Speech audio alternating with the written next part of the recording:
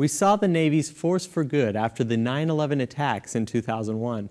The Navy supported the recovery effort with ships, personnel, and medical care, as well as food and water.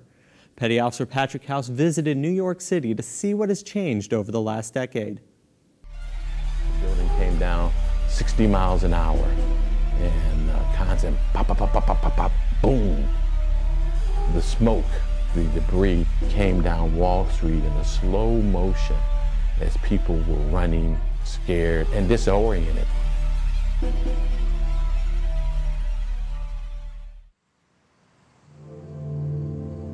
I'm Dwayne Jackson. I'm a U.S. Navy veteran from the Vietnam era, and I also happen to be a street vendor in Times Square, New York, and have been for the last 13 years. The first incident in the World Trade Center, the garage bombing of 1993, I was actually on Wall Street that day. September 2001. That was 7 blocks from the Trade Center at the time of the attack.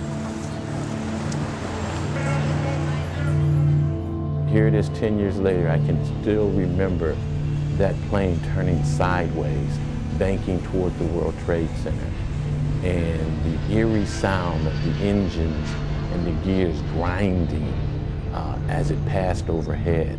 I didn't panic, not so much that I had all the answers to anything, but I think one of the things with my Navy training was contingencies, and you train for emergencies to be able to do it in the dark aboard ship. I had been vending there for 7 years, and it hit home in a big way. In this particular occasion, there was the bringing together of people, of patriotism, blue collar, white collar, black, white, Latino, Asian. There was also the new heightened awareness of being aware of your surroundings, because anything can happen. Hence, May 1st is a classic example of that.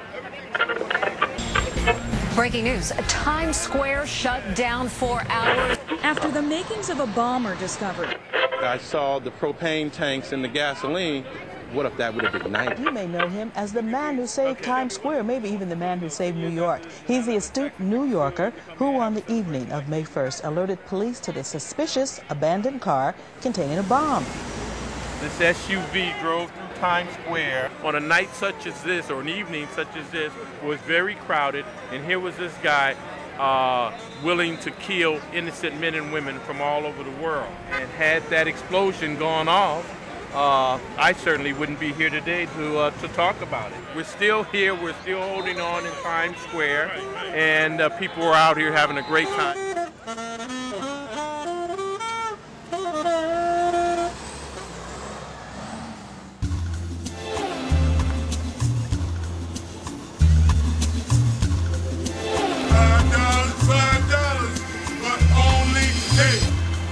People come from all over the world to live in the city, and no matter where you're from, you get to New York and you put on your New York City armor.